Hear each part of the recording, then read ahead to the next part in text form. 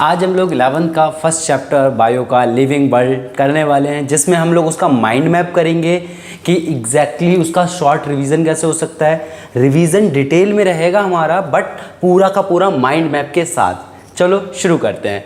You are watching ultra classes here Vinay Sharma. Let's start. ठीक है, अब देखो हमारा जो चैप्टर का नाम है आप सबको पता है क्या है, लिविंग वर्ल्ड। ठीक है, हम लोग इसका माइंड मैप बनाने वाले हैं साथ के साथ। जरा फोकस करके देखना। ठीक है, देखो आप सबको पता है हमारे चैप्टर का नाम क्या है, लिविंग वर्ल्ड। यही है ना चैप्टर का नाम। अब लिविंग वर्ल्ड में हमारे मन में सबसे पहले क्वेश्चन तो यही आता है कि लिविंग होता क्या है, क्योंकि अगर आपने 11th में बायो ले लिया आपको तो इसका मतलब तो पता होना चाहिए कि एग्जैक्टली व्हाट इज लिविंग। ठीक है, जनरली सब लोग पता क्या बोलते हैं, जो सांस लेते हैं, जो रेस्पिरेशन करते हैं वो लिविंग है। ठीक है, जो रिप्रोडक्शन करते हैं वो सब लिविंग है ना। तो एक्चुअल में क्या ये सब डिफाइन करते हैं आपका कि लिविंग क्या होता है? आज हम उसी के बारे में जानेंगे।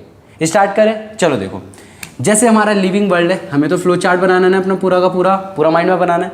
तो लिविंग वर्ल्ड में सबसे पहले हमारे दिमाग में यही आता है कि लिविंग होता क्या है। ठीक है, तो इसके अंदर हमारे पास कुछ फैक्टर्स है। फॉर एग्जांपल क्या हम बोले जो ग्रोथ करता है, हम लोग एनसीईआरटी के पॉइंट ऑफ व्यू से चलेंगे पूरा का पूरा कि एनसीईआरटी क्या क्या फैक्टर्स हमारे बताती है। जैसे हमारे दिमाग में सबसे पहले आता है ग्रोथ। क्या ग्रोथ हमारा एक डिफाइनिंग फीचर है? क्या ग्रोथ से हम बोल सकते हैं कोई भी ऑर्गेनिज्म लिविंग है या नहीं है? आप खुद सोचो। ग्रोथ से हम नहीं बोल सकते, पता क्यों? क्योंकि ग्रोथ आपकी बॉडी में हो रही है, आप धीरे धीरे बड़े हो रहे हो। ठीक है, फाइन, ठीक है। एक बात बताओ, जैसे मिट्टी है कहीं पे, अब मिट्टी के ऊपर भी तो यार लेयर के ऊपर लेयर जमती जमती चली जाती है। पहले थोड़ी सी लेयर थी, देन थोड़े और बड़ी हो गई। फॉर एग्जांपल जैसे गांव में आप घर में ताला लगा के आ गए, गांव में घर में इतनी आपकी मिट्टी जमी हुई थी, आप 1 साल तक नहीं गए, हो सकता है इसके ऊपर देखो और सारी लेयर आ जाए, ये मिट्टी ऊपर हो जाए, है ना। ये लेयर जो है मोटी जम जाती कि नहीं जम जाती गंदगी की? तो बेटा ग्रोथ तो इसके अंदर भी हो रही है। क्या ये ग्रोथ नहीं है? ग्रोथ तो ये भी है। तो क्या हम बोल सकते हैं कि जो ग्रोथ होती है उसमें लिविंग ऑर्गेनिज्म है वो? क्योंकि ग्रोथ इसमें भी हो रही है, ग्रोथ एक नॉर्मल ह्यूमन बीइंग में भी हो रही है कि नहीं हो रही? तो यहां से हम कह सकते हैं growth is not a defining feature, कि सिर्फ ग्रोथ से आप ऐसा नहीं बोल सकते कि ग्रोथ क्या है, एक डिफाइनिंग फीचर है। क्लियर है? तो यहां पे लिख दे क्या इसके बारे में हम, it is not a defining feature. कोई दिक्कत तो नहीं हो गया आई थिंक आपको? Defining feature. ठीक है, यहीं पे हमारे पास एक और टर्म भी निकल के आता है, पता क्या? क्या रिप्रोडक्शन हमारा डिफाइनिंग फीचर होता है? हाँ, यहां पे लिख दें क्या हम, ये सब कैरेक्टरिस्टिक्स हैं जो हम यहां पे पढ़ने जा रहे हैं, जो इस लाइन में पढ़ेंगे, ये सारी हमारी क्या है, कैरेक्टरिस्टिक्स। ठीक है, देन सेकेंड वन हमारे पास क्या निकल के आता है? पहला तो ग्रोथ हो गया, दूसरा हमारे पास निकल के आता है रिप्रोडक्शन। मैं आपसे पूछता हूँ, आप लोग बताओ, क्या जो रिप्रोडक्शन करता है वो आपका लिविंग होता है? हाँ, अब मन में तो आ रहा होगा, हाँ ऑफ कोर्स जो रिप्रोडक्शन करेगा वो लिविंग होगा। एक बात बताओ फिर, जो इनफर्टाइल कपल होते हैं, ऐसे कपल जिनके बच्चे नहीं होते हैं, क्या वो लिविंग नहीं है? या म्यूल तो आप सबने सुना होगा। म्यूल किससे होता है? हॉर्स और डंकी के क्रॉस से बनाया जाता है ना। तो जो म्यूल, जिसको हिंदी में खच्चर कहते हैं, वो भी आपका क्या होता है, वो भी मतलब रिप्रोडक्शन नहीं कर सकता है। तो क्या आप बोलोगे नहीं कि जो वो है वो लिविंग ऑर्गेनिज्म है? वो भी तो लिविंग है। आप ट्रांसजेंडर को देख सकते हो, क्या वो लिविंग नहीं है? ऑफ कोर्स लिविंग है ना, बट वो रिप्रोडक्शन नहीं कर सकते। क्लियर हुआ है ना? सारे ट्रांसजेंडर नहीं कर सकते ना। तो यहाँ पे हम क्या बोल सकते हैं, रिप्रोडक्शन के साथ भी क्या है, सेम चीज़ है। ठीक है, it is not a defining feature. कोई दिक्कत तो बताओ बेटा, कोई दिक्कत नहीं ना। चलो हम लोग नेक्स्ट अपनी कैरेक्टरिस्टिक की तरफ मूव करें। नेक्स्ट हमारे पास क्या है, नेक्स्ट है हमारे पास मेटाबॉलिज्म। मेटाबॉलिज्म, अब सबसे पहले सवाल ये उठता है, मेटाबॉलिज्म होता क्या है? What is metabolism? देखो हमारी बॉडी के अंदर कोई भी रिएक्शंस अगर हो रही हैं, हमारी बॉडी के अंदर अगर कोई भी रिएक्शन हो रही है तो हम उसको बोलते हैं मेटाबॉलिक रिएक्शन। आप सबको ये बात पता है? ठीक है, और जो प्रोसेस हमारे बॉडी के अंदर हो रहे हैं उनको हम क्या बोल देते हैं, मेटाबॉलिज्म। क्लियर? कोई दिक्कत तो बताओ, कोई दिक्कत नहीं। तो क्या मेटाबॉलिक रिएक्शन आपकी डिफाइनिंग फीचर है? सोच के देखो, क्या हमारी बॉडी के अंदर जो रिएक्शंस हो रही हैं, अगर आप उनके बेसिस पे बोल सकते हैं कि जो रिएक्शंस बॉडी के अंदर होंगी उनके बेसिस पे बोल दो कि ये एक लिविंग ऑर्गेनिज्म है, अदरवाइज नहीं है। आप लोग सोचो सोचो जल्दी सोचो। नहीं बोल सकते, क्योंकि यही सेम रिएक्शंस हम लोग लैब में तो करा सकते हैं। अगर ये सारी सेम रिएक्शन हम उठा के लैब में करा दे केमिकल्स के यूज से, तो क्या आप बोल दोगे लैब के अंदर जो केमिकल है वो लिविंग है? नहीं ना, नहीं ना। तो इसी से हमें क्या पता चलता है, metabolism is also not a defining feature. लेकिन क्या हम यहाँ पे एक बात बोल सकते हैं, इंट्रिंसिक जितनी भी रिएक्शंस होंगी आपकी, इंटरनली जितनी भी रिएक्शंस होंगी आपकी, वो सारी, तो उनको तो हम बोल सकते हैं ना कि वो डिफाइनिंग फीचर है। देखो मतलब आपको समझ नहीं आया, देखो जैसे आपकी कोई भी मेटाबॉलिक रिएक्शन है, ठीक है, अगर मैं बोलूं कि वो इनसाइड द सेल हो रही है, इनसाइड द सेल अगर हो रही है, तो क्या आप उसको बोल दोगे कि ये एक डिफाइनिंग फीचर है? आप बोल दोगे ना जनरली उसे। चलो ठीक है, अच्छी बात है। तो यहाँ पे हम ये बात बोल सकते हैं कि अगर रिएक्शन सेल के अंदर हो रही है, then it is a defining feature. Defining feature का मतलब समझ रहे हो आप लोग, कि इसके बेसिस पे हम डिफाइन करेंगे कि ये लिविंग ऑर्गेनिज्म है, अदरवाइज नहीं है। क्लियर हुआ? चलो देखो, तो यहाँ पे हमारा क्या हो गया, नोट करके हमारा ये यहाँ से पॉइंट निकलता है, पता है क्या? नोट इंटरनल, मतलब इंटरनल अगर आपकी हो रही है means inside the cell, inside the cell. अब हमारा फ्लो चार्ट है तो हम इतना डिटेल तो इसमें कर नहीं सकते, फिर भी आपके लिए लिख देते हैं यहाँ पे, है ना, क्योंकि हमें पूरा चैप्टर कवर करना है इसमें। इनसाइड द सेल अगर हो रही है आपकी reaction, then it is a metabolism, मतलब तो हम उसको बोल सकते हैं कि ये हमारा डिफाइनिंग फीचर है। कोई दिक्कत? कोई दिक्कत नहीं। अब क्या मेटाबॉलिज्म के कोई टाइप भी होते हैं? हाँ, आप इसको साथ के साथ बनाते रहना, ठीक है। तो देखो मेटाबॉलिज्म आपकी दो टाइप की रिएक्शंस होते हैं मेटाबॉलिज्म के अंदर, ठीक है। एक आपका होता है कैटाबॉलिज्म, एक होता है एनाबॉलिज्म। एक होता है कैटाबॉलिज्म, एक होता है एनाबॉलिज्म, ठीक है। यहाँ पे लिख दे, हाँ, just wait for a while, is it visible और नॉट, है ना, लेट्स सी, चेक कर ले। चलो ये विजिबल है आपके लिए, है ना। तो देखो ये बेटा, देखो हमारी कैटाबॉलिज्म आ गई, दूसरी तरफ ये हमारा क्या आ गया, एनाबॉलिज्म। आ गया कि नहीं आ गया? क्लियर है? तो यहां से देखा जाए कैटाबॉलिज्म क्या होता है। देखो बेटा, हमारी बॉडी के अंदर अगर कोई भी रिएक्शन हो रही है, कोई भी रिएक्शन हो रही है, तो वो दो टाइप की हो सकती है। हो सकता है बड़ा बड़ा केमिकल छोटे में टूट रहा हो, बड़ा बड़ा केमिकल छोटे में टूट रहा हो, या ये भी हो सकता है कि छोटे छोटे केमिकल मिलके या छोटे छोटे आपके एलिमेंट मिलके एक बड़ा केमिकल बना दे रहे हो। दोनों में से कुछ भी हो सकता है। तो इसको हम पता क्या बोलते हैं, कैटाबॉलिज्म। इसको हम कहते हैं कैटाबॉलिज्म। तो हम लोग सिर्फ डायग्राम पे काम करेंगे, है ना। आप लोग अपनी समझ के लिए यहाँ पे लिख लेना, ठीक है।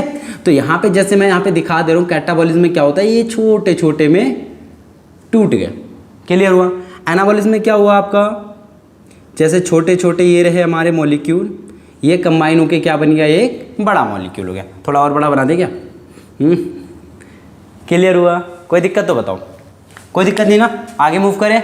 चलो ठीक है, मतलब यहाँ से हमारा ये क्लियर हो गया, अगर इनसाइड द सेल हमारी मेटाबॉलिज्म हो रहा है, inside the cell, then it is defining feature.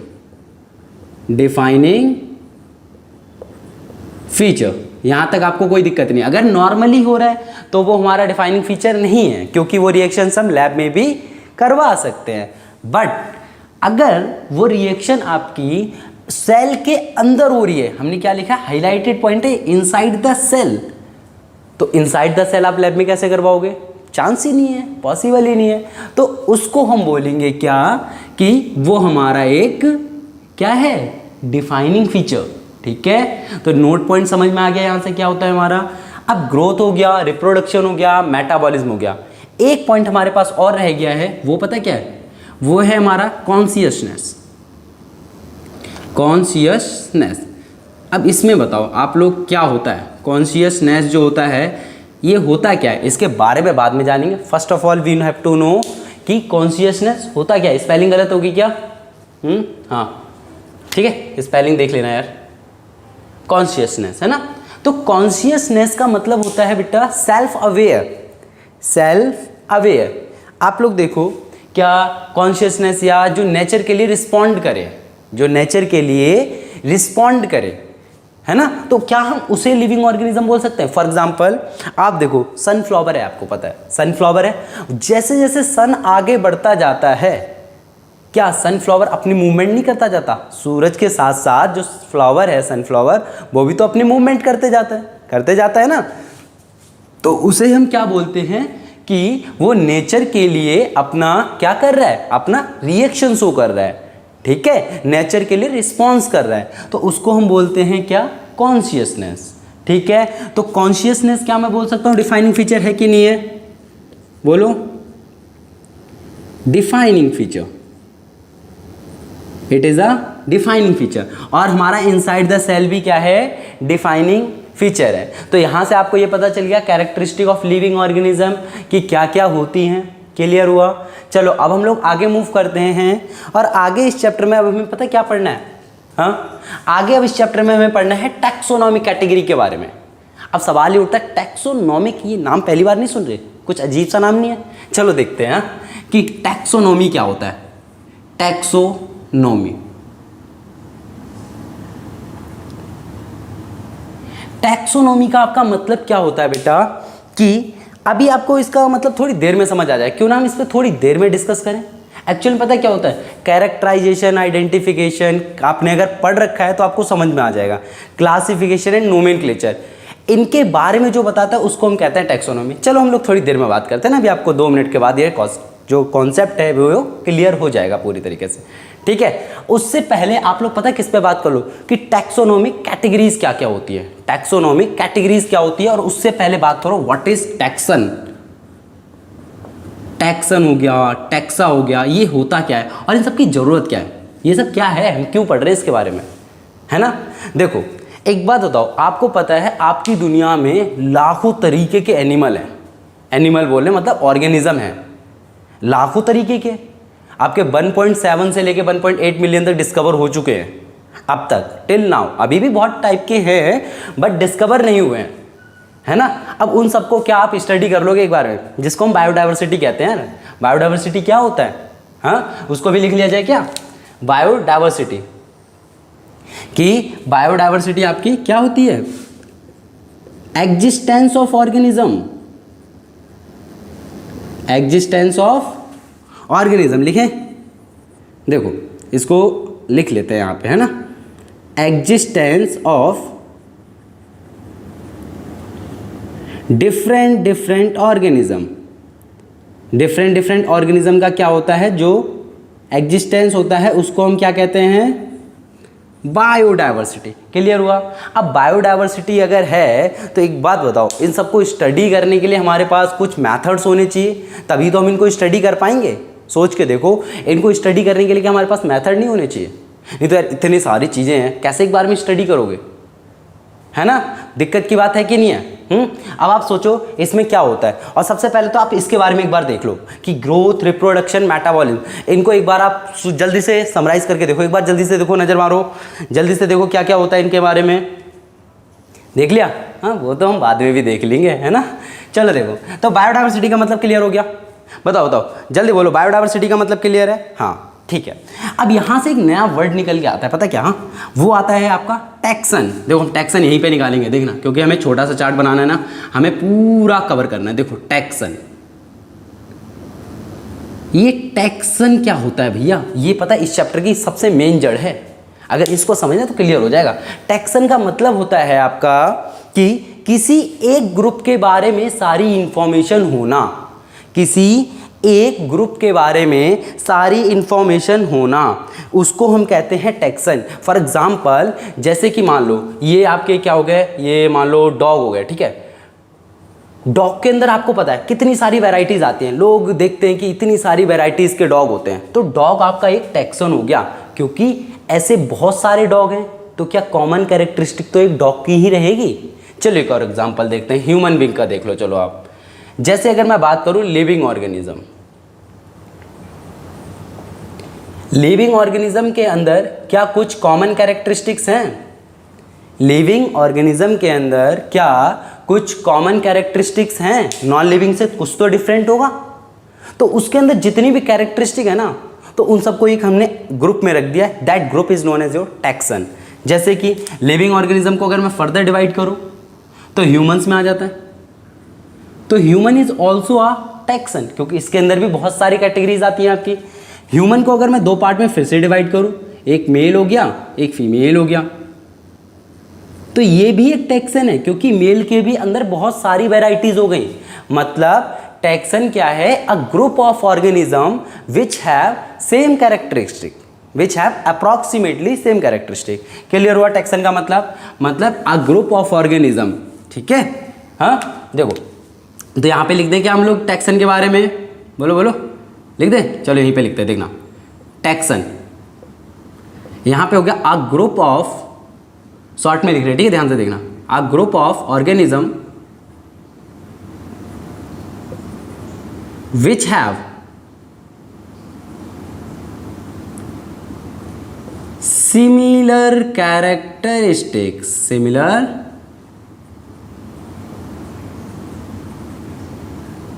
characteristics, उसको हम क्या कहते हैं? that group is known as your taxon। Clear हुआ? टैक्सन क्या होता है? अ group of organism which have similar characteristic. कोई दिक्कत? कोई दिक्कत नहीं, बहुत बढ़िया।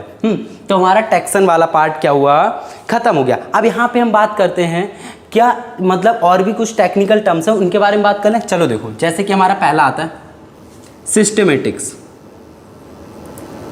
ये कुछ हमारे टेक्निकल वर्ड्स हैं जो बच्चों को बहुत ज़्यादा परेशान करते हैं, तो इनके बारे में हमें बात करनी। सिस्टमेटिक आपको पता है क्या होता है? दो ऑर्गेनिज्म के बीच में जो इवोल्यूशनरी रिलेशनशिप बताता है उसे हम कहते हैं सिस्टमेटिक। दो ऑर्गेनिज्म के बीच में जो इवोल्यूशनरी रिलेशनशिप बताता है। अब भैया सवाल उठता है, इवोल्यूशनरी का मतलब क्या होता है? एक बात बताओ, हमारा जो है ये बंदरों के साथ आपका कुछ ना कुछ कॉमन कैरेक्टरिस्टिक्स होंगी। हमारा इवोल्यूशन तो हमारा उन्हीं से हो क्या है। इवोल्यूशन का मतलब पता है ना, कि बॉडी के अंदर चेंजेस होते जाना धीरे धीरे। हम लोग के पूर्वज कौन थे? बंदर थे, ठीक है ना? क्या था? हम लोग किससे आए? बंदरों से आए। तो बंदर और हमारे बीच में, हम लोगों के बीच में कुछ ना कुछ रिलेशनशिप होगा, इवोल्यूशनरी रिलेशनशिप होगा ना, वो बताता है आपका सिस्टमेटिक। लिख ले डिफाइन इसकी, ठीक है। अब देखो क्या होता है सिस्टमेटिक में, क्या होगा? क्या होगा? बोलो बोलो बोलो बोलो। हाँ, डायरेक्ट लिखते हैं हम लोग, which tells the evolutionary relationship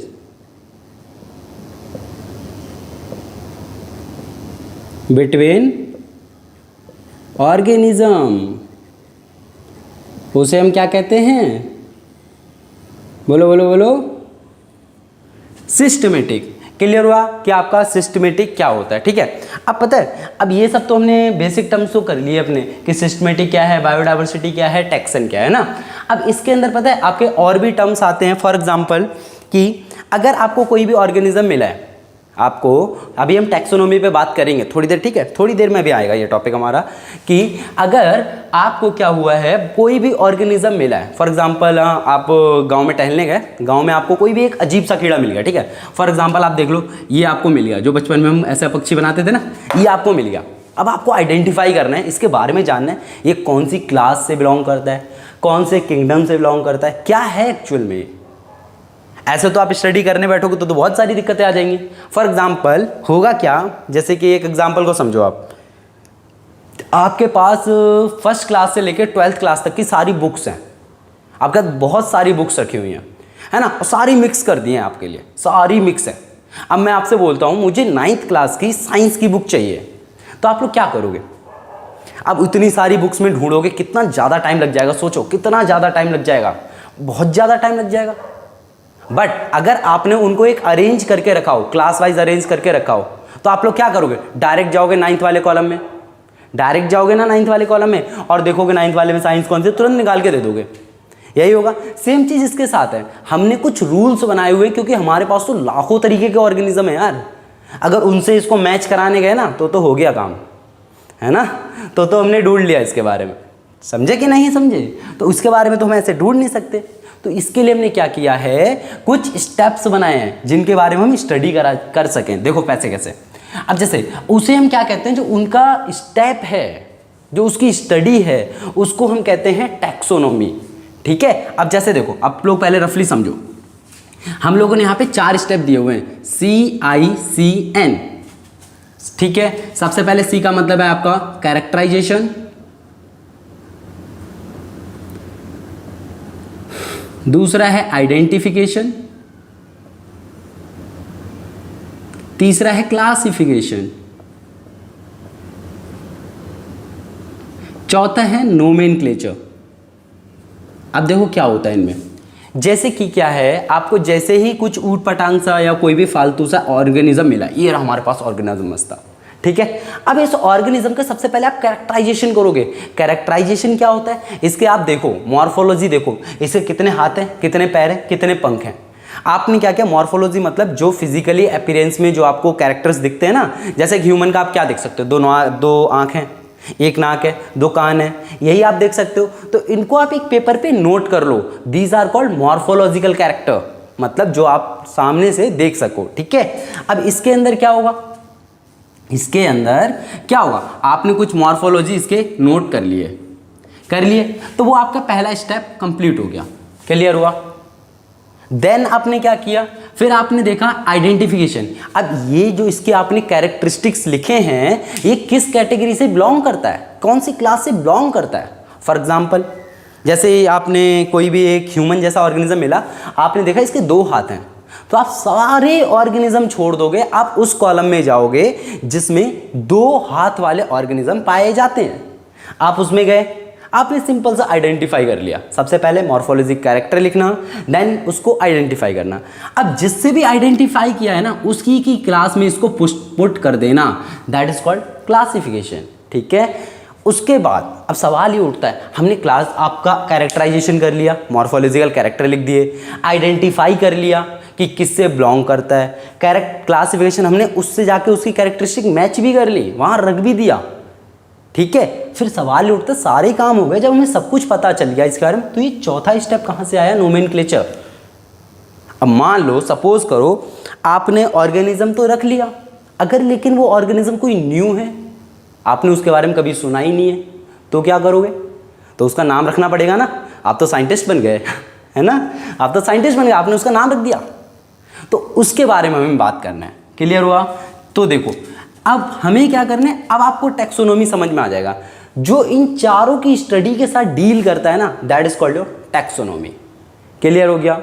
जो इन चारों की स्टडी के साथ डील करता है दैट इज कॉल्ड व्हाट, आपका कैरेक्टर मतलब सॉरी टैक्सोनॉमी। ठीक है, तो हम लोग यहाँ पे शॉर्ट में लिख दें, मतलब इट डील्स विद CICN। ये लाइन से याद रखना जरूरी है, क्योंकि अगर आप नोमेनक्लेचर ऊपर कर दो, क्लासिफिकेशन ऊपर कर दोगे तो दिक्कत हो जाएगी। ठीक है, अब CICN हम लोगों ने तो लिख दिया किसमें, शॉर्ट में। आप लोग जब कॉपी में लिखो तो इसको डिटेल में करना। ठीक है, लिख लेना characterisation, identification, classification and nomenclature. Clear होगा, कोई दिक्कत तो बताओ, है ना। यहाँ पे अगर चाहो तो शॉर्ट थोड़ा सा कर ले क्या, कैरेक्टराइजेशन, ठीक है, identification, classification and for nomenclature. Step clear हो गए ना, है ना, हो गए क्लियर, नहीं हो गए। अब सवाल ये उठता है, जब हमने नोमेनक्लेचर देख लिया, सब कुछ देख लिया, तो यार नोमेनक्लेचर के कुछ रूल्स वगैरह हैं या नहीं है, या ऐसे ही कुछ भी कर देना है। तो इनके रूल्स बनाने के लिए हमारे पास कुछ कोड आए थे, पता है।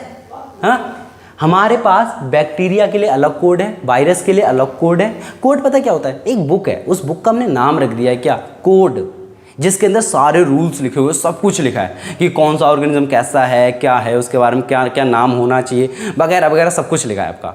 ठीक है, चलो अब हम देखते हैं उसके बारे में कि क्या क्या है उसके बारे में। ठीक है, देखो आपके जो 2 हमने बताए हैं, आपको क्या बताए हैं, दो कोड, मतलब 2 कोड्स फॉर नोमेनक्लेचर। यहाँ पे लिख ले, चलो हम लोग यहाँ से निकालते हैं इस बार अपना, है ना, और यहाँ लिखते हैं 2 कोड्स। हमें बैक्टीरिया वायरस के बारे में जानना नहीं है। 2 कोड्स फॉर नोमेनक्लेचर, समझ गए। नहीं समझे? अब ये दो कोड हैं आपके, ठीक है। एक आपका कोड कौन सा है, ICBN, दूसरा है आपका ICZN। कोई दिक्कत? लेकिन एक चीज़ याद रखना, इनकी फुल फॉर्म जो है ना वो थोड़ी गड़बड़ कर देती है।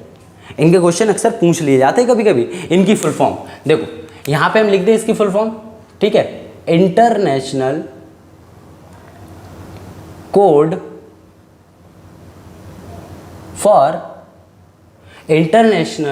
For botanical nomenclature.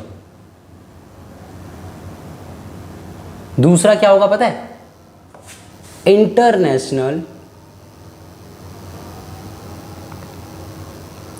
Code of zoological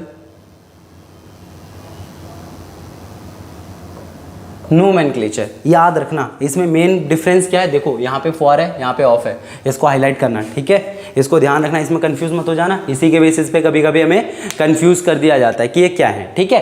अब इसके बेसिस पे आपका जो ये तो समझ गए होगे, ICBN किसके लिए है, प्लांट के लिए है, ICZN किसके लिए है, एनिमल्स के लिए, ठीक है। अब यहाँ पे हम लोग अगला निकालते क्या है, रूल्स फॉर नोमेनक्लेचर। इसके रूल हम आपको साइड में समझाते थे, उसके बाद शॉर्ट में एक लाइन में लिख लेंगे हम इसको, ठीक है, कि इसका क्या होगा, रूल्स फॉर नोमेनक्लेचर, ठीक है। इसको पहले आप साइड में समझो कि क्या होता है। कि देखो यहाँ पे जैसे कि आपको जो वर्ड लिखना है, जो आपको किसी भी प्लांट का नाम लिखना है, पहली बात तो वो 2 लेटर में लिखना है, ठीक है। हम लोग कोई भी नाम लेट कर लेते हैं, फॉर एग्जाम्पल कोई भी नाम लेट कर लेते हैं, चलो मैं अपना ही नाम लेट कर लेता हूँ, ठीक है। For example Vinay Sharma. आपको ये क्या करना है, इसको आपको लिखना है अकॉर्डिंग टू बायोलॉजिकल नोमेनक्लेचर, ठीक है। तो इसके लिए सबसे पहला रूल आपका पता है क्या कहता है, कि आपका जो नाम होगा वो 2 पार्ट में होगा। अभी हम लोग एग्जाम्पल करेंगे कुछ, इसका जो आपका नाम होगा ऑर्गेनिज्म का वो 2 पार्ट में होना चाहिए, ठीक है। पहले पार्ट को हम कहते हैं जीनस, दूसरे को कहते हैं स्पीसीज। पहले को कहते हैं जीनस, दूसरे को कहते हैं क्या, स्पीसीज। अभी देखना नाम सुनने में थोड़े खतरनाक से लगे ना, अभी बहुत इजी है ये, देखना अभी कैसे पता चलेगा। जैसे अब इसमें क्या करना है, अब इसी को मुझे कुछ स्टेप्स में लिखना है। देखो सबसे पहला काम क्या है, हमें सेपरेट करके लिखना है। पहला रूल, सेपरेट कर दो आप, ठीक है भैया, सेपरेट 2 वर्ड्स, मतलब आपको 2 वर्ड्स में लिखना है, ठीक है। लैंग्वेज में ना जाना, अभी मतलब समझो, ठीक है। यहाँ पे आपके पास 2 ऑप्शंस आते हैं, या तो आप अपनी नॉर्मल लैंग्वेज में लिखो, या तो आप लिखो इटैलिक्स में। इटैलिक्स जानते हो, अरे यार भाई टेढ़ा करके जो लिख देते हैं, जैसे ये, ठीक है। मैं तो लिख नहीं पा रहा प्रॉपर, आप लोग देख लेना, जैसे फॉन्ट साइज वगैरह में इटैलिक्स नहीं करते, थोड़ा टेढ़ा कर देते हैं वो, ठीक है। अब इन दोनों में अलग अलग का मतलब क्या है, सेंस क्या है। देखो अगर आप नॉर्मल लिखते हो ना तो आपको अंडरलाइन करना पड़ेगा,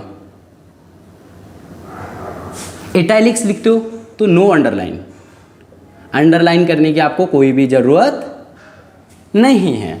क्लियर हो गया, ठीक है। यही आपके मेन रूल्स हैं। हाँ एक मेन रूल आपका क्या है, अंडरलाइन करोगे तो वो उसे कैसे करोगे, देखो आपको पहले नाम को अलग अंडरलाइन करना है, दूसरे को अलग अंडरलाइन करना है, ठीक है। दोनों में गैप होना चाहिए, ये दोनों अलग अलग लाइनें होनी चाहिए। आप अगर ऐसे कर दोगे ना इसको तो ये गलत है, ये गलत है, ठीक है। अब यहाँ पे हमें क्या करना है, आगे लेटर्स के ऊपर दूसरा रूल हमारा क्या है, यहाँ पे क्या करना है, सेपरेट लाइन, सेपरेट अंडरलाइन। ये क्लियर हो गया। अब यहाँ पे क्या आता है आपका, सेपरेट अंडरलाइन तो आपने कर दिया। यहाँ पे जो पहला लेटर होगा ना पहले वर्ड का, वो कैपिटल होगा, दूसरा स्मॉल होगा। मतलब अगर मैं यहाँ पे लिखना चाहूँ अपना नाम कि उसके सेंस में बायो के हिसाब से, तो ये हमारा नाम होगा complete. Now this is the correct. Clear हो गया, सारे रूल समझ में आ गया, कुछ भी नहीं है, ठीक है। अब हम जैसे इसका कुछ एग्जांपल्स ले लेते हैं, आप लोग आंसर करना, ठीक है। देखो क्या है, जैसे ये देखो, आपने क्या करना है, हमें जैसे मैंने नाम लिखा है विनय शर्मा, अगला हमने लिखा है विनय शर्मा, दोनों अलग अलग हैं इस बार अंडरलाइन, ठीक है। तीसरा हमने लिखा है विनय शर्मा, चौथा लिखा है विनय शर्मा, ठीक है। पांचवा हमने लिखा है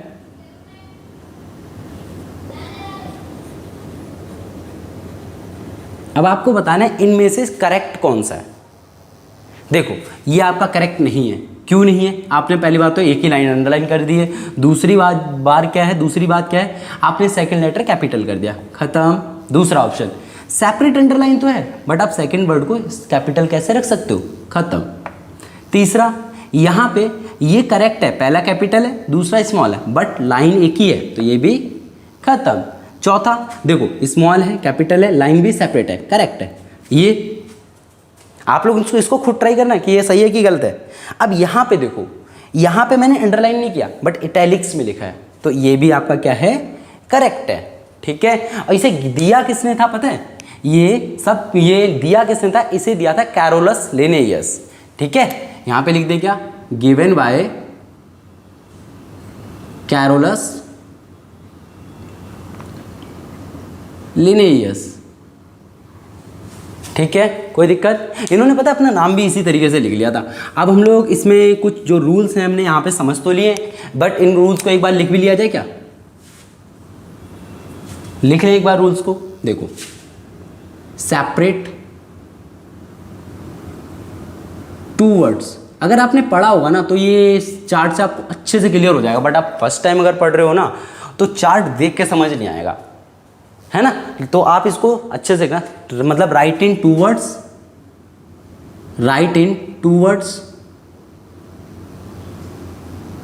and separate them. Write in two words मतलब आपको 2 वर्ड्स में लिखना है एंड अंडरलाइन, आपको क्या करना है, अंडरलाइन करना है। लेकिन कब करना है, इफ नॉट इन इटैलिक्स, अगर इटैलिक्स में नहीं लिखा है तो आपको क्या करना है, उसे अंडरलाइन करना है। अगर इटैलिक्स में लिखा हुआ है तो हमें अंडरलाइन नहीं करना। ये हमने अभी आपको समझा दिया है, क्लियर है। जिसको भी दिक्कत हो वो थोड़ा सा पीछे करना वीडियो को और पूरे के पूरे रूल्स आप खुद लिख लेना, ठीक है। एक बार लिख के करोगे क्लियर हो जाएगा। वैसे हमारा मेन यही है, ठीक है। यहाँ पे एक चीज़ और रह गई है कि first letter capital, second letter small, ठीक है। ये हमारे क्या हो गए, कुछ रूल्स हो गए। इसमें एक एग्जाम्पल की बात कर लो। इसमें हमारी एनसीईआरटी में जितने भी एग्जाम्पल्स हैं हम सारे नोट करेंगे क्योंकि सारे ही हमारे लिए क्या हैं, इंपॉर्टेंट है। सबसे पहले हम बात करते हैं मैंगो को पता क्या लिखा गया, मैंगी फेरा। आपको ये पहचानना आना चाहिए कि जो ये नाम है ये क्या लिखा है और ये किसका है। ये आपके एनसीईआरटी में 4 ही दिए हुए हैं और 4 ही आपको याद रखना है। मैंगो हो गया, ठीक है। दूसरा आपका हो गया मैन का, यही ह्यूमन आप बोल सकते हो, ह्यूमन बोल सकते हो इसको। इसका हो जाएगा आपका होमो सैपियंस, ठीक है। तीसरा हमारा क्या है, हाउस फ्लाई का आपका क्या होता है, मस्का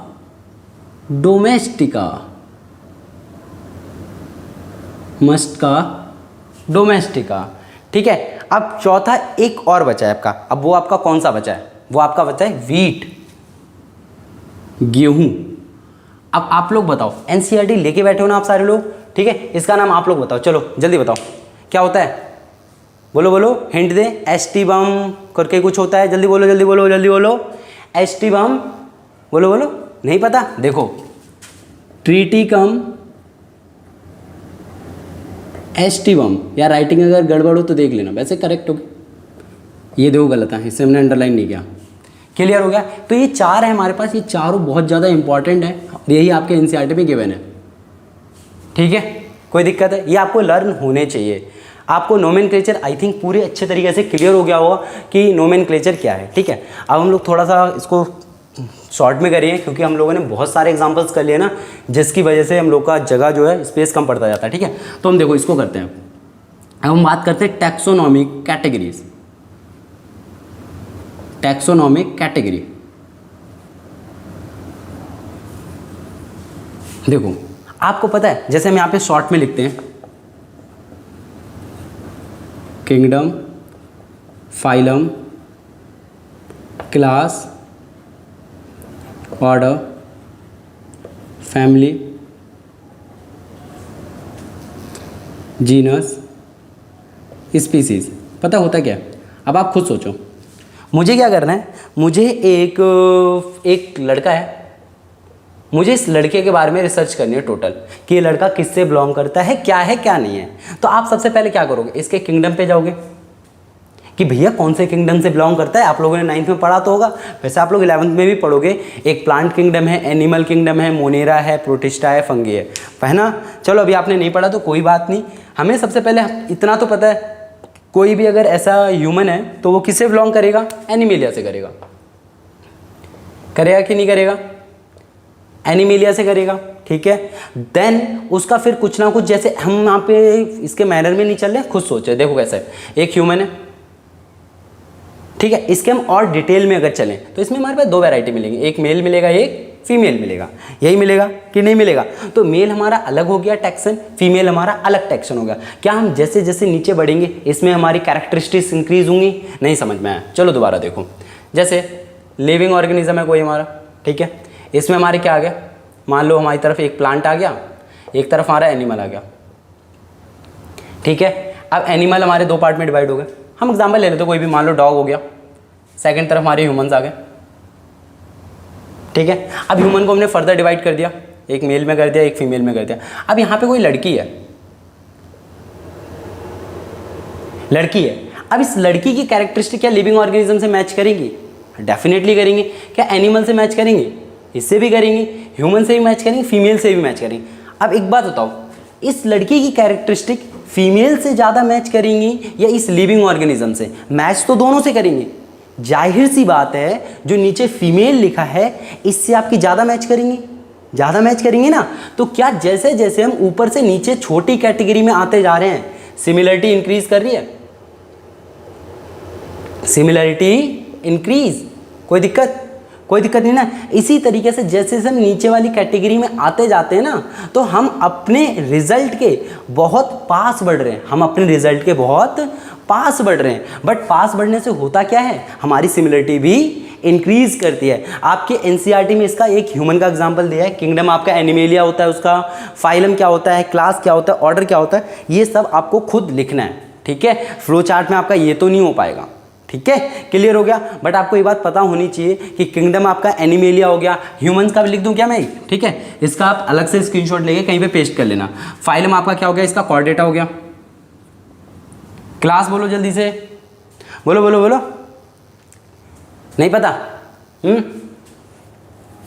जल्दी बोलो। क्लास पूरा पढ़ लिया हम लोगों ने, है ना। क्लास हमारी होगी इसकी, बताओ क्या है? अरे यार मैमल्स यार। ऑर्डर क्या होगा, बोलो, नहीं पता यार, बताओ प्रीमैटा। फैमिली कौन सी फैमिली से बिलोंग करता है, होमिनिडे। ये चीज़ें आपको पता होनी चाहिए यार, ठीक है। जीनस क्या है, होमो। स्पीसीज क्या है, सैपियंस। ये एग्जाम्पल आपको क्या होना चाहिए, पता होना चाहिए, ठीक है, कि एनिमेलिया किंगडम से बिलोंग करता है। अब जैसे जैसे मुझे एक ह्यूमन को मैच करना है, तो वो इससे ज़्यादा मैच करेगा या इससे ज़्यादा मैच करेगा? जाहिर सी बात है, सैपियन से ज़्यादा मैच करेगा। तो ऊपर से नीचे आने में सिमिलरिटी क्या होगी, इंक्रीज होगी। क्लियर हुआ? कोई दिक्कत नहीं। चलो हम लोग शॉर्ट में लिख लें इसको, ठीक है। अब देखो, होपफुली आपको समझ में तो आ ही गया होगा, है ना।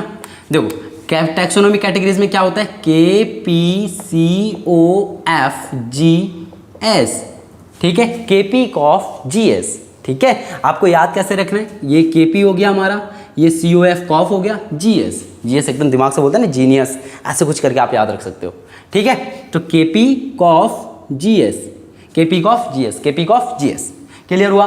तो यहां से इधर जाने में सिमिलरिटी इंक्रीज हो रही थी, डिक्रीज हो रही थी? अभी हमने डिटेल से किया है, क्या हो रही थी,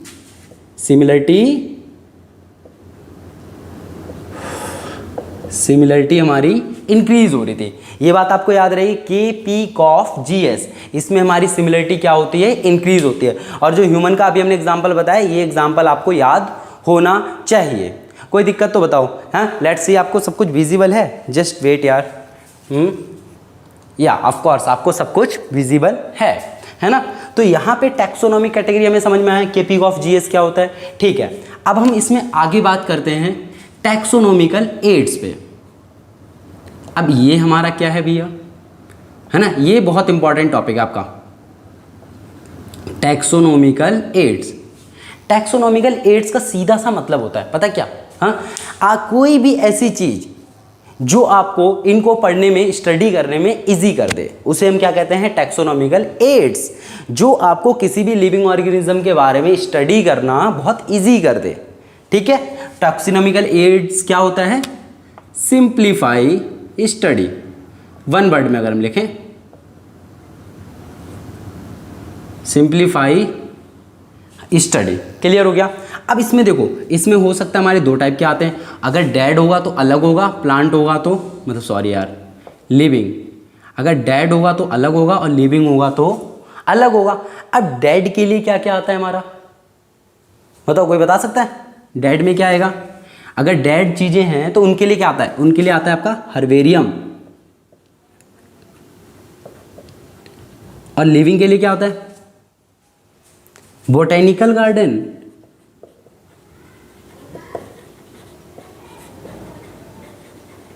और जूलॉजिकल पार्क। अब यहां पे जो हम इंफॉर्मेशन बता रहे हैं इसको जरा ध्यान से सुनना,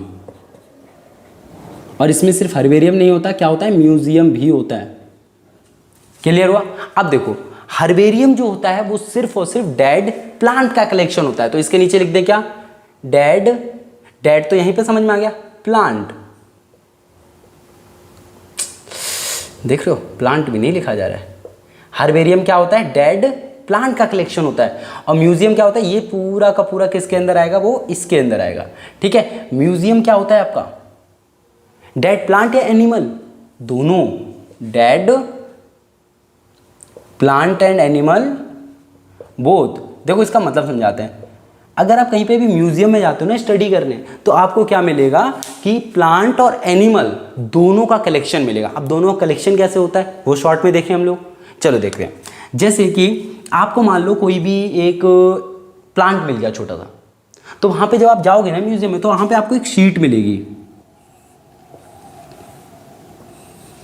वहां पे आपको एक शीट मिलेगी। पता है शीट में क्या होगा, यहाँ पे आपका मस्त वाला एक फ्लावर होगा,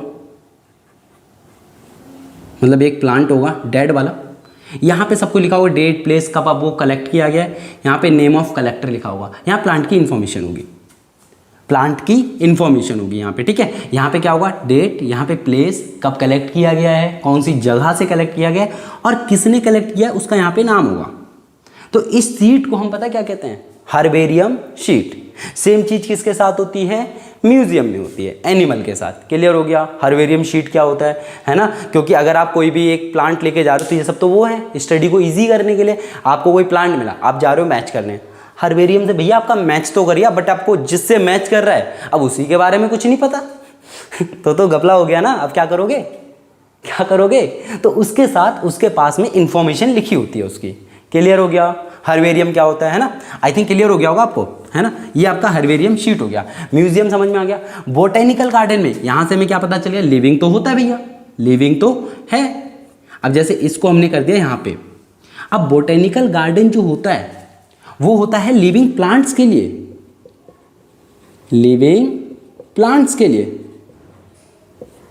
और जो जूलॉजिकल पार्क होता है वो आपका होता है लिविंग, यार नॉर्मल जू, चिड़ियाघर वही है, ये होता है आपका लिविंग एनिमल के लिए। अब देखो, लेकिन सवाल इसमें ये उठता है, एक चीज बताना भूल गया मैं, म्यूजियम में प्लांट का तो ठीक है, बट एनिमल को स्टोर कैसे करते हैं।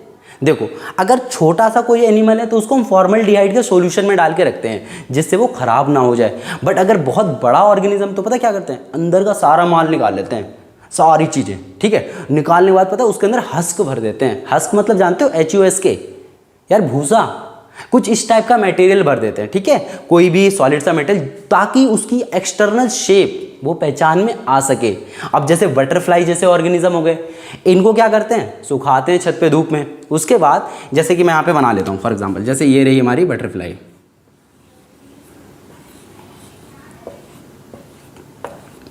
ठीक है, तो पता हम क्या करते हैं, इसे सुखाने के बाद, ठीक है, इसे सुखाने के बाद यहाँ पे पिन कर दिया, यहाँ पे पिन कर दिया, यहाँ पे पिन करके, यहाँ पे पिन करके एक जगह पेस्ट कर दिया। क्लियर हो गया। इस तरीके से हम ऑर्गेनिज्म को प्रिजर्व करके रखते हैं। क्लियर हो गया है ना। तो यहाँ से आपको ये तो समझ में आ गया कि इन सब के बारे में क्या क्या होता है।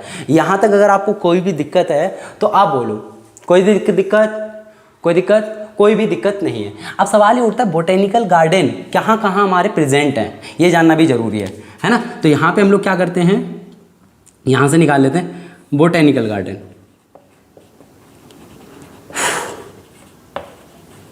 बोटेनिकल गार्डन बेटा आपके 3 टाइप के बोटेनिकल गार्डन है, 3 टाइप के, ठीक है। आपका एक तो हो गया जो कि हावड़ा में है। चलो ये आपको होमवर्क दें, कमेंट करके बताना कि कौन कौन से इनका नाम है। एक आपका हावड़ा में है, एक आपका लखनऊ में है जो सबसे मेन है, ऐसा नहीं है सिर्फ यहीं पे और कहीं पाया ही नहीं जाता। एक आपका लंदन में है, ये सबसे मेन है आपके। एक का नाम बता दें, बोलो। चलो एक का नाम ने बता दिया, लंदन जो होता है क्यों होता है, ठीक है। इन दोनों के नाम आप एनसीईआरटी से देख के बताओगे हमें, ठीक है। कमेंट करोगे कि एग्जैक्ट नाम क्या है, क्योंकि आप देख रहे हो कितनी मेहनत लग रही है बनाने में, ठीक है। तो इतना तो आपका भी बनता है, क्योंकि भला आपका होना है, पढ़ना आपको है, ठीक है। साथ के साथ नोट भी करते रहना। तो यहाँ पे क्या करना है, लंदन के अंदर मतलब लंदन में जो पाया जाता है उसका नाम क्या है, QUEW, और जो लखनऊ में पाया जाता है उसका नाम आपको यहाँ पे लिखना है, ठीक है। तो हम इसको थोड़ा सा शिफ्ट कर देते हैं एक साइड। देखो बोटेनिकल गार्डन,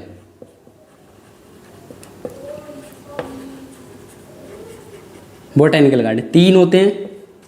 एक आपका पाया जाता है हावड़ा में, एक आपका लंदन में, एक आपका लखनऊ में, ठीक है। अब लंदन वाले का तो नाम हमने आपको बता दिया क्यों, ठीक है। यहाँ पे हम आपकी फ्लो चार्ट में जगह छोड़ दे रहे हैं आपको। यहाँ पे जब आप इसको बना लोगे तो आप यहाँ पे फिल करोगे इसको, ठीक है।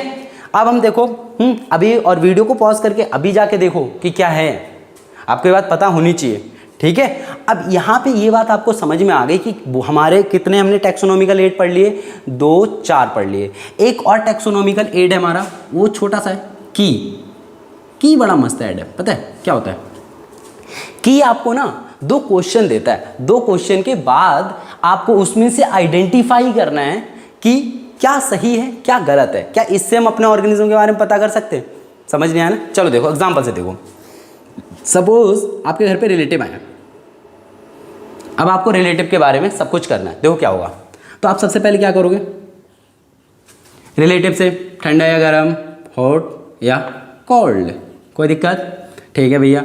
कोल्ड में उसने मान लो चूज़ किया कोल्ड ऑप्शन, उसने चूज़ किया कोल्ड, तो आप कोल्ड में पूछोगे भैया जूस पीना चाहोगे या कोल्ड ड्रिंक पीना चाहोगे, या ड्रिंक लेना चाहोगे, कोई भी कोल्ड ड्रिंक लेना चाहोगे। तो उसने मान लो सपोज कर लिया, आपने बोल दिया जूस। अब जूस में उसने पूछा भैया आप कोको कोला लेना चाहोगे या माज़ा लेना चाहोगे, तो उसने मान लो बोल दिया सपोज माज़ा बोल दिया। तो आप धीरे धीरे उस तक पहुंच गए। तो हर बार में क्या 2 क्वेश्चन पूछे जा रहे थे, तो यही 2 क्वेश्चन के पूछने के तरीके को हम कहते हैं की, ठीक है। जैसे कि फॉर एग्जाम्पल, हाँ जैसे एक ह्यूमन है, अब उसके बारे में आपको क्या जानना है, भैया इसके 2 हाथ हैं या नहीं, तो आपने बोला 2 हाथ हैं। फिर हम फर्दर बढ़ेंगे, 2 हाथ में कितनी उंगलियां हैं, आपने बोला भैया 4-4 उंगलियां, क्योंकि 5वां तो अंगूठा है ना, हाँ चलो देखो 4-4 उंगलियां। अब 4-4 उंगली में कितने पार्ट्स हैं, कितने पार्ट में डिवाइड है, तो आप ऐसे करके फर्दर बढ़ते चले जाते हो। तो इस टाइप की स्टडी को हम क्या कहते हैं, की, ठीक है। इसमें जो एक होता है ना, इसको हम बोलते हैं लैड, ये बात आपको याद रखनी है। और दोनों को मिला के पता हम क्या कहते हैं, कपलेट। क्लियर हुआ, ये भी लैड, ये भी लैड, ये भी लैड, ये भी लैड, और ये पूरा क्या हो गया आपका कपलेट। क्लियर हो गया। तो यहां पे हम शॉर्ट में क्या लिख लेते हैं, की आपका क्या है, की है आपका 2 क्वेश्चंस। आपको क्या किए जाते हैं, 2 क्वेश्चंस पूछे जाते हैं, 2 क्वेश्चंस आस्क्ड। तब हम क्या करते हैं, उसके बारे में स्टडी करते हैं। क्लियर हो गया की के बारे में, है ना। तो ठीक है, अब इसके बाद हमारे पास क्या आता है, बोलो बोलो। अभी तो हमारे पास बहुत सारे टैक्सोनॉमिकल एड बचे हुए हैं यार, बहुत सारे बचे हुए, बोलो बोलो बोलो। नहीं पता। अगला आता है हमारा फ्लोरा एंड मैनुअल। यार हम लोगों ने काफ़ी कंजेस्टेड तो नहीं कर दिया, लेकिन क्या करें यार, फ्लो चार्ट देखो आपका कंप्लीट हो चुका लगभग। हाँ, लेट्स हैव टू कंप्लीट। देखो फ्लोरा क्या होता है, आप लोग बताओ, व्हाट इज फ्लोरा। देखो किसी पर्टिकुलर जगह पे, किसी पर्टिकुलर एरिया में, है ना, एक प्लांट की स्पीसीज के बारे में सारी इंफॉर्मेशन होना, उसे हम क्या कहते हैं? फ्लोरा। ठीक है, इन particular area, in particular area, info of किसकी होनी चाहिए? All species of plant,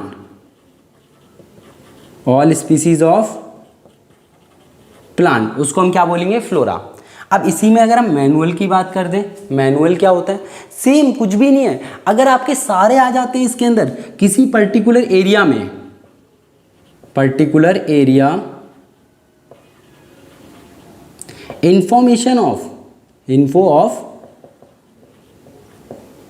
all species, चाहे वो प्लांट हो या एनिमल हो, उसको हम क्या कहते हैं? मैनुअल। क्लियर हो गया? और ये हमारा क्या हुआ? फ्लोरा। कोई दिक्कत यहाँ तक? किसी को कोई दिक्कत है तो पूछो। हम लोग पूछो कैसे यार, कमेंट करके, सीधी सी बात है यार, कैसी कैसी चीज़ें करते हो, छोटी छोटी बातें। हाँ चलो, अब हम यहाँ पे बात कर लेते हैं अपना लास्ट टैक्सोनॉमिकल एड। पता है कौन सा है? बोलो बोलो, अरे बोलो बोलो। हाँ, हम लोगों ने काफ़ी अच्छा बना लिया है, लेकिन काफ़ी कंजेस्टेड सा हो गया। होपफुली आपको अच्छा तो लगेगा। Monograph and catalogue, monograph and catalogue. देखो, मोनोग्राफ एंड कैटालॉग क्या होता है? देखो, मोनोग्राफ आपका क्या होता है? हाँ, मोनोग्राफ, मोनोग्राफ, मोनोग्राफ। चलो इधर लिखते हैं मोनोग्राफ को, इधर ले जाते हैं एरो, इधर हमारे पास जगह खाली है ना, है ना? बताओ तो मोनोग्राफ क्या होता है? किसी एक सिंगल टेक्सन के बारे में सारी इंफॉर्मेशन होना, सिंगल टेक्सन इन्फो, सारी सिंगल टेक्सन के बारे में इन्फो होना क्या होता है आपका? कहलाता है क्या है? बोलो बोलो बोलो, मोनोग्राफ। यहीं पे अगर मैं कैटलॉग के बारे में बात करूँ तो पता है क्या? सारी चीज़ों का अरेंजमेंट तो है, सारे टेक्सन का अरेंजमेंट है, बट मैथोडोलॉजिकल। अब सवाल ये होता है, इतना खतरनाक सा वर्ड है भैया, मैथोडोलॉजिकली, इसका मतलब क्या होता है? इसका मतलब होता है आप सारे टेक्सन को, ऑर्गेनिजम्स को अल्फ़ाबेटिक ऑर्डर में अरेंज कर दो। जैसे डिक्शनरी में हमारे वर्ड मीनिंग में जैसे वर्ड अरेंज होते हैं ना, पहले ए से, फिर बी से, फिर सी से, फिर डी से, इसी तरीके से होता है ना, तो वैसे ही अरेंज कर दो, जिससे हमारी स्टडी क्या हो जाती है? और इजी हो जाती है। ठीक है, तो यहाँ पे हमने यहाँ पे हमारा चैप्टर खत्म हो गया है, बट हम टेक्सन के बारे में थोड़ा सा कर लें। आई थिंक हम लोगों ने मिस कर दिया थोड़ा सा, कि जैसे हमने आपको बताया था केपी कॉफ, ये सारी चीज़ें बताई थी ना, तो पता है ये भी आपका एक टेक्सन है, क्योंकि इसमें भी कुछ कैटेगरी आ रही है, कुछ मतलब ऑर्गेनिज्म आएंगे, ये भी टेक्सन है, ये भी टेक्सन है, ये भी टेक्सन है, ये सब आपके टेक्सन है। But a group of taxon ना, उसको हम कहते हैं टेक्सा। क्लियर हो गया? A group of taxon is known as taxa. Clear हुआ? एक और वर्ड आता है टैक्सोनॉमिकल हायरार्की, टैक्सोनॉमिकल हायरार्की, यहां पे लिखें टैक्सोनॉमिकल हायरार्की। इसका मतलब पता है क्या होता है? टैक्सोनॉमिकल हायरार्की, ये जो आपका पूरा फ्लो चार्ट बन रहा है ना केपी कॉफ जीएस का, इस फ्लो चार्ट को, फ्लो चार्ट को, इसके रिप्रेजेंट करने के तरीके को, इसको हम बोलते हैं आपका टैक्सोनॉमिकल हायरार्की। फ्लो चार्ट किसका? केपी कॉफ जीएस, इसको हम क्या बोलते हैं? Taxonomical hierarchy. जैसे ये कि आपको पता है यार, कोई भी कंपनी है, उसमें क्या होता है? सबसे पहले उसका ऑनर होता है, फिर जीएम जनरल मैनेजर होता है, फिर मैनेजर होता है, फिर सुपरवाइजर होता है, फिर ये सारी चीज़ें होती है ना, एक पूरा चार्ट बन जाता है, इसको हम क्या कहते हैं? हायरार्की बोलते हैं। सेम उसी तरीके से तो हम इसमें मूव कर रहे हैं, है ना? तो ये हमारा क्विक रिवीजन था। ठीक है, आई थिंक हमने रिवीजन को भी हर टॉपिक में डिटेल से करने की कोशिश करी है। होपफुली आपको अच्छा लगा होगा, है ना? आप लोग स्क्रीनशॉट ले सकते हो अगर आपको लेना है, ठीक है, लेकिन इस बार इसको खुद ड्रॉ कर लेना। 1 2 3 आई थिंक ले लिया होगा। चलो ठीक है, आपने ले लिया, बहुत अच्छी बात है। तो आपको होपफुली अच्छा लगा होगा पूरा चैप्टर, है ना? अगर आपको कोई भी डाउट है ना, तो आप कमेंट करो, ठीक है, I will definitely answer your question. Clear? ठीक है, बाकी चलो हम लोग मिलते हैं नेक्स्ट वीडियो में एक नेक्स्ट फ्लो चार्ट के साथ। ठीक है, अगर आपको किसी चैप्टर का फ्लो चार्ट चाहिए तब भी आप कमेंट कर सकते हो। ठीक है, तो चलो मिलते हैं नेक्स्ट वीडियो में, तब तक के लिए ऑल द बेस्ट, पढ़ते रहिए।